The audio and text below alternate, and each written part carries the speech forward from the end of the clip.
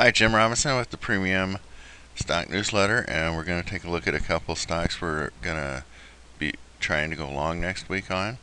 Now, this is PWER, and this is a weekly chart.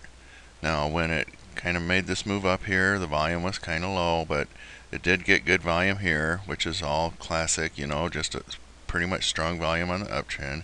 Then it consolidated. Again, this is a weekly chart. It consolidated here in lower volume, and that's just classic again for a consolidation. Lower volume on a consolidation just means they're buying and selling and getting ready for the next move up. Now we had this strong move up.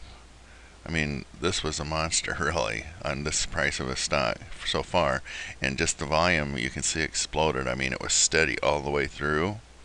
So I was expecting a correction because these moves, they always correct. And if you follow Elliott wave, this is just like a 1, 2, third wave up, and this is probably a fourth wave. And this corrected about what you would expect it to correct, about maybe 30, 40, 50% of the last move.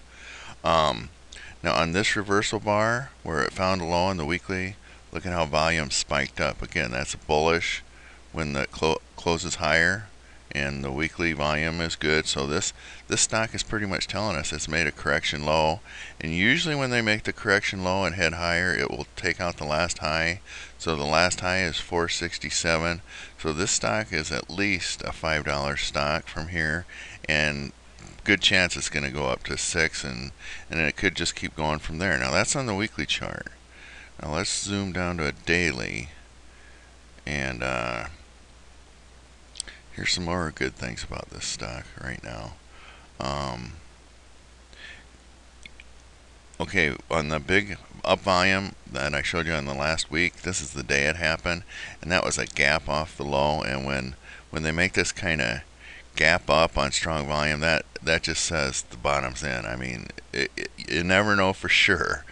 So you always got to throw in that caveat. But I would say that this market is not going to come down and fill this gap.